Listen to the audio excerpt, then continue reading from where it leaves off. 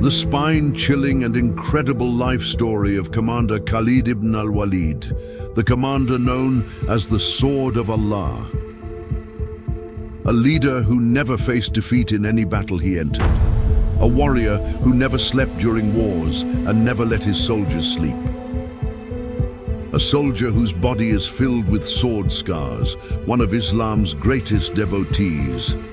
A genius commander who fought 100,000 soldiers with an army of only 3,000. The invincible leader, the Sword of Allah, Khalid Ibn al-Walid, may Allah be pleased with him, who broke 9 swords in a single battle. A commander who defeated the greatest empires of Byzantine and Sasanian. The true life story of Khalid bin Walid, one of the greatest heroes in the spread of Islam. Let's share his message with more people around the world. Subscribe to the channel, leave a comment, and hit the like button to support. If you're ready, let's begin. The Eastern Roman and Sasanian empires had been in a hard fight for years. While the rest of the world focused on the moves of these two great powers, signs of change were blowing in Arabia, a region mostly unnoticed. This time, swords were drawn not for land or wealth, but for faith. The Muslims, under the leadership of Prophet Muhammad, and the Meccans, led by Abu Hakam, engaged in a significant battle for their beliefs.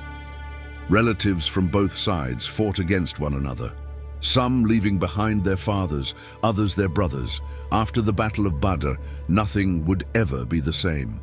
The Meccans were shaken by the great victory achieved by the Muslims in the Battle of Badr. Like many of his kin, Khalid was still reeling from the loss and was deeply concerned about his brother Walid, who had gone missing on the battlefield. Contrary to all expectations, the Muslims, who until just a few years earlier could only gather secretly behind closed doors, achieved a big win in the Battle of Badr. Having been not allowed to live freely because of their faith, the Muslims left their homes and possessions behind in Mecca and migrated to Medina. Over the next 2 years, these people who were rebuilding their lives in Medina managed to form an army under the leadership of the Prophet Muhammad. Against all odds, they stood their ground against Abu Hakam, better known in history as Abu Jahl. Khalid learned that his brother Walid had been captured by the Muslims and was being held prisoner.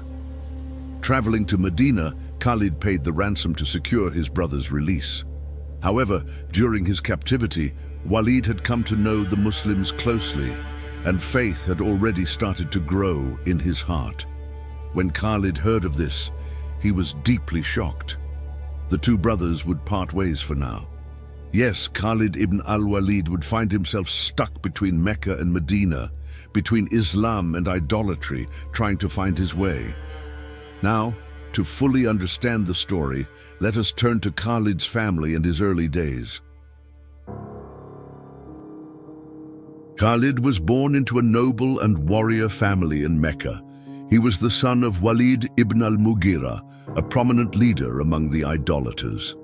Following the tradition in Mecca, Khalid ibn al-Walid, may Allah be pleased with him, was sent to live with a family in the desert after his birth, where he could grow up in a clean and healthy environment. At the age of 5 or 6, he returned to Mecca to live with his family.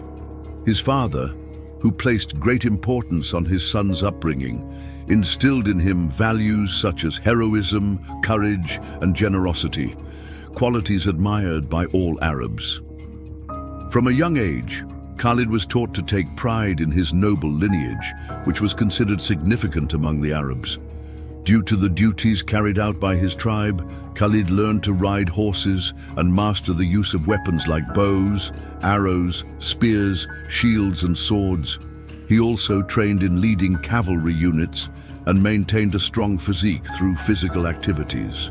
It is said that in his childhood, he wrestled with his peer, Umar ibn al-Khattab, may Allah be pleased with him, defeated him, and even caused his leg to break.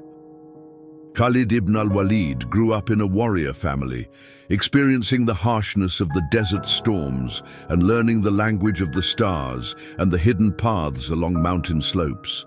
He was raised to be a warrior capable of carrying his father's legacy.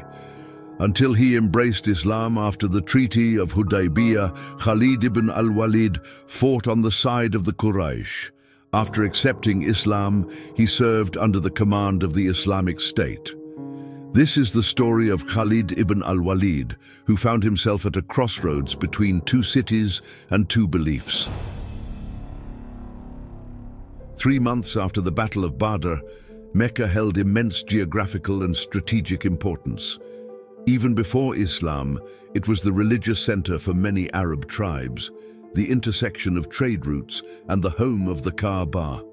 This significance made Mecca even more valuable for the idolaters. As those who engaged in trade, they gained substantial political and economic power. However, the Muslims' victory at Badr dealt a heavy blow to the privileges of the idolaters. On the way back to Mecca, something unexpected happened. During his captivity, Khalid's brother Walid, may Allah be pleased with him, had the opportunity to learn about Islam and had embraced the faith. Angry at this revelation, Khalid confronted his brother saying, "If you've become one of them, why did you make us pay a ransom? Do you have no respect for the memory of our father? Look at the situation you've put us in. You must abandon this immediately." Walid replied, "I have already abandoned it, Khalid, and the more I let go, the more my inner voice guided me to this path. God willing, one day you too will let go." Khalid often spoke of fighting for his honor and lineage, while his brother Walid argued that such things were temporary. Muslims were forbidden from entering Mecca, but thanks to Khalid, Walid was the only one allowed to come and go freely, despite being a Muslim. Because of Khalid's influence, no one dared harm him, and Walid could enter and leave Mecca safely. According to the plan, Walid was to rescue 2 companions who had been held captive during their migration to Medina. However, Khalid had his brother thrown into the same prison as them. Khalid couldn't silence the conflicting voices within himself. A year had passed since Badr, and the Meccan army was once again preparing for war to seek revenge and secure their trade routes. The messengers of Prophet Muhammad, peace and blessings be upon him, soon delivered the news to Medina that the Meccan army was preparing for battle. After consulting with his companions, the Prophet, peace and blessings be upon him, decided not to remain defensive, but instead to confront the Meccans at Uhud. At that time, battles in the Arabian Peninsula typically lacked strategic planning. However, Prophet Muhammad, peace and blessings be upon him, introduced a new vision to the region, delivering a decisive lesson to the Meccans at Badr. Yet, Khalid, reflecting on his experience at Badr, remarked, "I considered the possibility that they wouldn't be in Mecca. I witnessed their intelligence on the battlefield. Their victory wasn't by chance. They anticipated our moves and defeated us." With this in mind, Khalid devised a different strategy. When they arrived at Uhud, the Meccans numbered 3,000, while the Muslims were only 700. However, the Muslims had arrived earlier and positioned their forces strategically, giving them an advantage. The battle began, and Khalid left the main army to search for an alternative route. Eventually, he found a path behind Mount Ainain, but Prophet Muhammad, peace and blessings be upon him, having analyzed the area meticulously, had placed archers on the hill to secure the position. Suddenly, the archers appeared from the hill and began striking down Khalid's cavalry, making it clear that this was a trap. At that moment, the same intelligence that had been feared at Badr was once again evident. The battle was turning in favor of the Muslims. However, as the Muslims began rushing to collect spoils of war, the archers abandoned their positions on the hill. Seizing this opportunity, Khalid maneuvered his forces around the Muslims' rear and changed the course of the battle. The Muslims were surrounded on both sides, and the focus shifted from fighting to protecting the Prophet, peace and blessings be upon him. The tide of the battle turned against the Muslims. Wahshi martyred Hamza ibn Abd al-Muttalib, may Allah be pleased with him. Musab ibn Umair, may Allah be pleased with him, was also martyred. And one by one the Muslims began to fall. Their only option now was to retreat. After the battle, something shifted within Khalid. Seeing the mistreatment of the bodies of the Muslim martyrs, he said, "I received my brother unharmed, but we cannot even endure their dead." He stared blankly at the aftermath of the battle. Disbelief has not changed, even in this century. The same atrocities inflicted on Muslim martyrs' bodies back then continue today.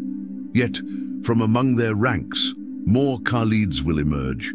They too carry merciful souls, and with their conversion to Islam, many things will change.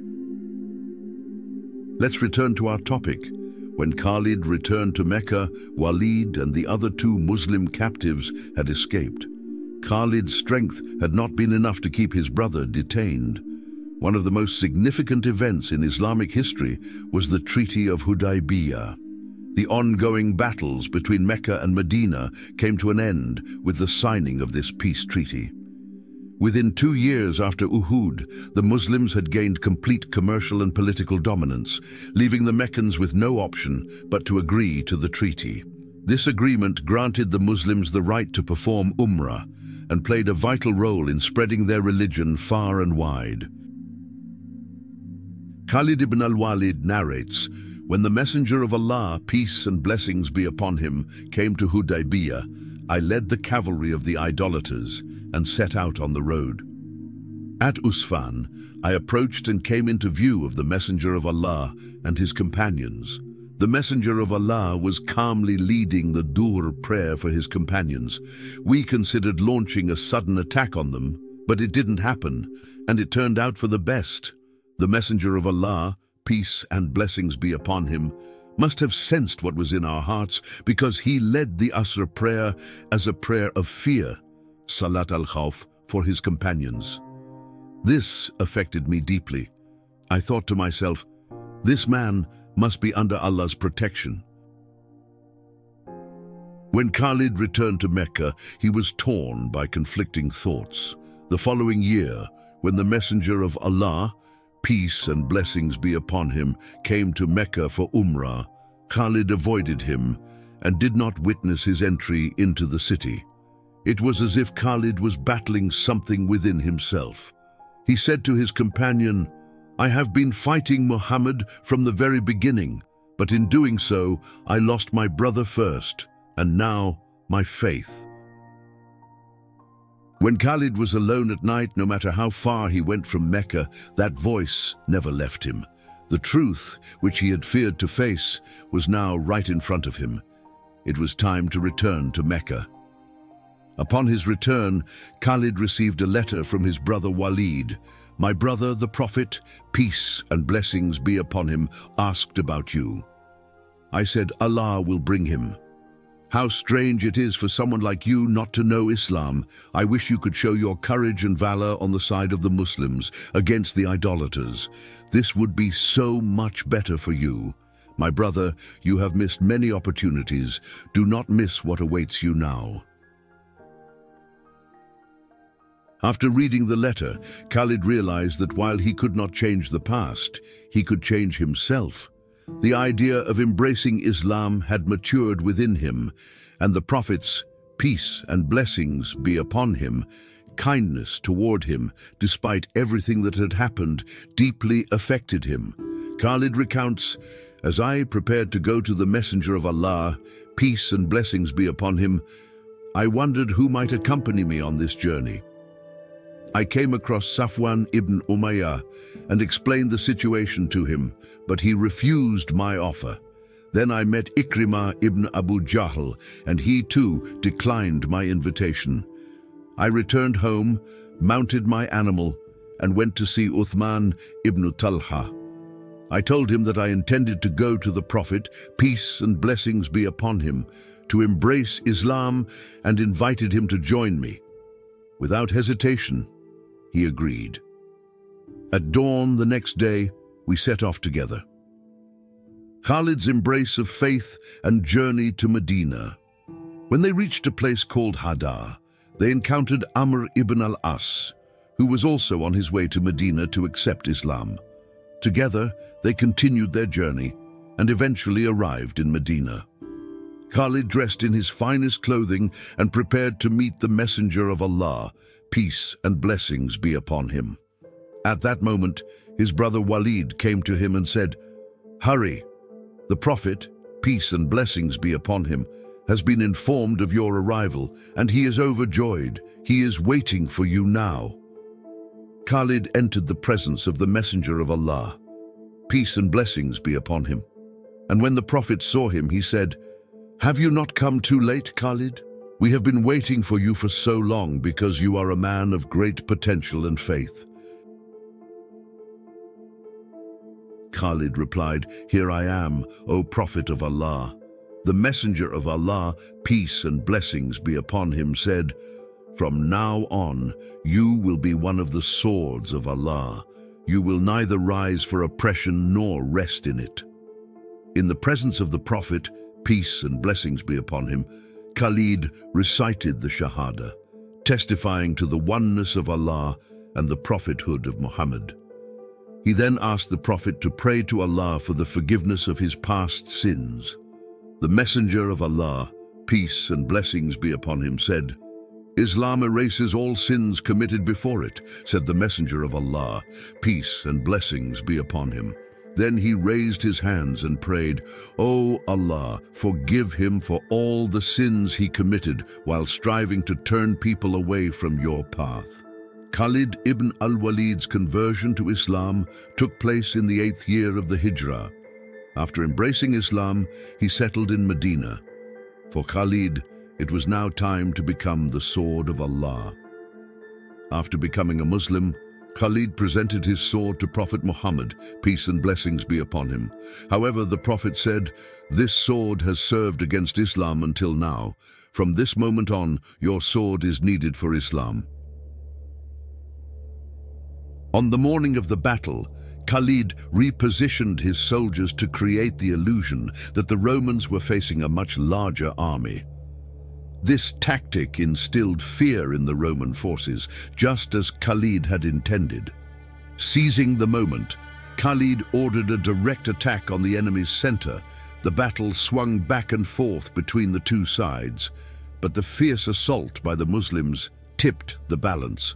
The Muslims fought with all their strength, and the leadership of the battle shifted from the Roman commander Theodore to the sword of Allah, Khalid ibn al-Walid.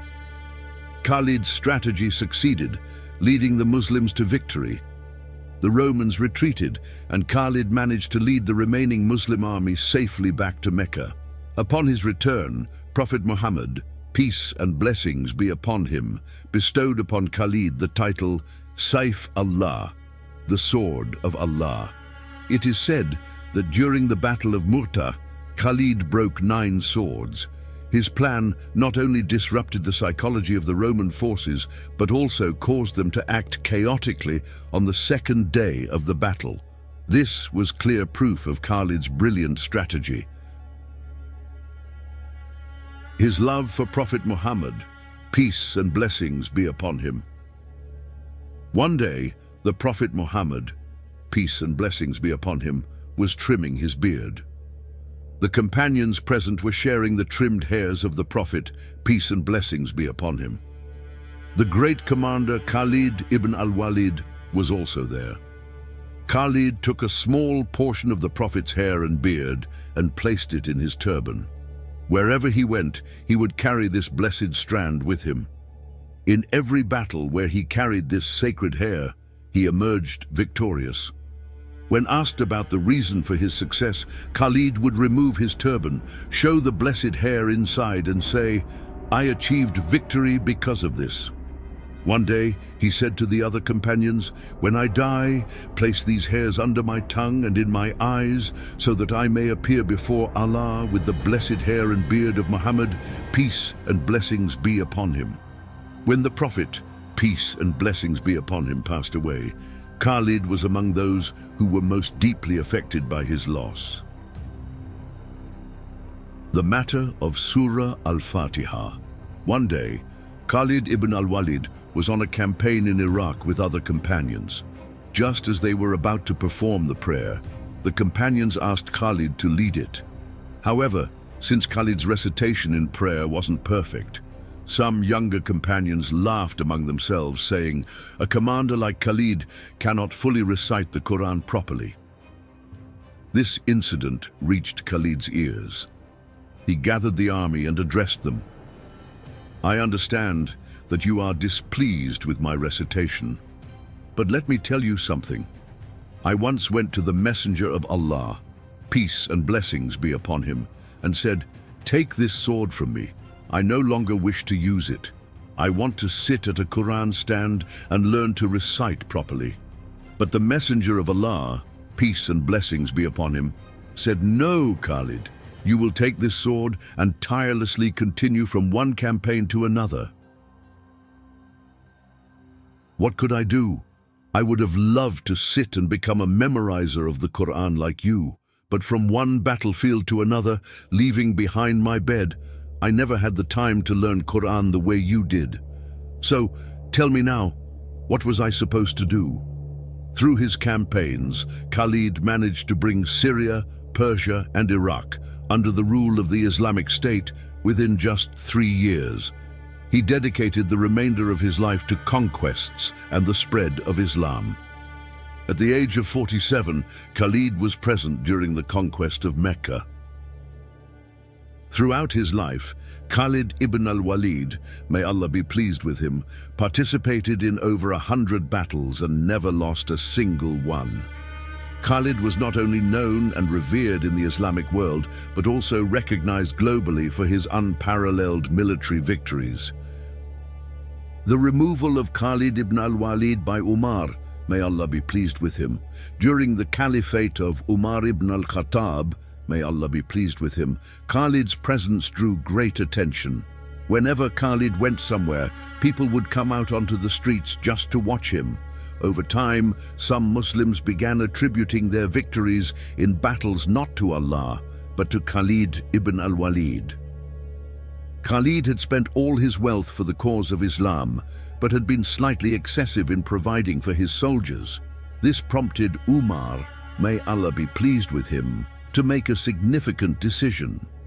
During his caliphate, in the middle of a battle, Umar sent a letter informing Khalid that he was no longer the supreme commander, but would now serve as a regular commander. When Khalid received the letter during the heat of battle, he said, "A commander should not be replaced in the midst of a battle," and put the letter in his pocket, continuing to lead the fight until it was over. After the battle ended and victory was secured, Khalid went to Abu Ubaidah. He removed his armor, placed it on Abu Ubaidah's shoulders, and planted his 2 swords before him, saying, "Now give your orders. The soldiers are under your command." Khalid made no objections to Umar's decision. Later, Umar, may Allah be pleased with him, after listening to Khalid and realizing his point of view, appointed him as a governor. Khalid served as a governor for a year, but at the end of the 2nd year he went to Umar and said, "I am not suited to be a governor. I am a man of war." A strange death. None of the companions of the Messenger of Allah, peace and blessings be upon him, passed away peacefully in their beds. They either died on the battlefield or were martyred while spreading Islam in distant lands. Khalid ibn al-Walid, however, fell ill and became bedridden in Homs, Syria. Imagine a commander who had won countless victories over 14 years, now waiting for death on a bed, a fate he never desired. This great commander, who had always yearned for martyrdom, was now facing death in bed. In his final moments, Khalid said, "O Khalid, Khalid who could not become a martyr. Battlefields could not consume my flesh. There is no rank or status I did not achieve except martyrdom. There is not an inch of my body without a sword wound, an arrow scar, or a spear injury. How can it be that someone who spent his life galloping in battlefields to spread Islam now ends his days in a bed? I always awaited death on the battlefield, on my horse, wielding my sword for Allah against the enemy. Yet here I am, dying in bed." Then, recalling the Battle of Yarmouk, Khalid said, "Oh, the day of Yarmouk, the Yarmouk where human blood flowed like rivers in the valley. I can never forget that night, chilled by the biting frost, as I slept beneath my shield to shield myself from the pouring rain. That night, with my cavalry unit of Muhajirun, we anxiously awaited the morning to launch our attack. Oh, the Battle of Yarmouk! Even the victory at Mu'tah, where we triumphed with 3,000 warriors against 100,000 infidels, pales in comparison to you. O my kin, hold firmly to the spreading of Islam. These lands can only be protected by advancing Islam. Yarmouk was our first great battle against the Byzantines. Many more battles will follow after this. Do not fall into heedlessness. Now I feel as though I am among the neighing of horses, amidst the cries of Allah, Allah, echoing in the narrow Yarmouk valley. By Allah, I wish my Lord would resurrect me in every battle and grant me the strength to fulfill its right." Khalid's will. After a moment of silence, Khalid said, "I am declaring my will. Lift me up." They helped him stand, and he continued, "Leave me. Let the sword I have carried until now carry me instead," leaning on his sword. Then he added, "When I die, give my horse to a brave warrior who can charge into danger on the battlefield. I will die with nothing but my horse and my sword. Dig my grave with this sword, for soldiers take delight in the clash of steel." He then said, "Will I die in bed like a coward? May the homes of cowards be destroyed. May their faces never smile. While there is so much work to do, the cowards who waste their lives worrying about their homes, businesses, futures, and wealth, may sorrow always cloud their houses." With these words, Khalid Ibn al-Walid left a powerful message for future generations. Shortly afterward, Khalid fell back into his bed, recited the Shahada, and passed away. The only legacy he left behind was his horse and his sword. Despite the vast work to be done for Islam, Khalid left us with this example. May Allah not make us among heedless people engrossed in worldly worries. May He make us among those who strive always for His pleasure. Every era interprets jihad differently. Bediüzzaman Said Nursi stated, "In civilized times, victory comes through persuasion," explaining that modern jihad is achieved not by the sword, but through knowledge, representation, and dialogue. During the early years of Islam in Mecca, Muslims did not use the sword. They secretly spread Islam, made efforts to convert groups to the faith, and practiced jihad through education, hospitality, and social outreach. Even when Muslims faced persecution in Mecca, they did not fight back, but displayed active patience, continuing to deliver the Quran's message through secret or public efforts. Today's conditions resemble the Meccan period of Islam. Muslims are powerless and vulnerable. Fighting today would be nothing short of suicide. Conquering disbelief through war and swords is not possible in these times. It is crucial to strive by living and embodying Islam, inspiring others to embrace the faith through persuasion. Otherwise, Muslims risk becoming pawns of so-called jihadist groups funded by entities like the United States and other nations, as revealed in WikiLeaks documents. Muslims must avoid falling into such traps, instead focusing on education and socializing with their communities to win people over. Greetings to the Khalids of our time. Assalamu alaikum wa rahmatullahi wa barakatuh.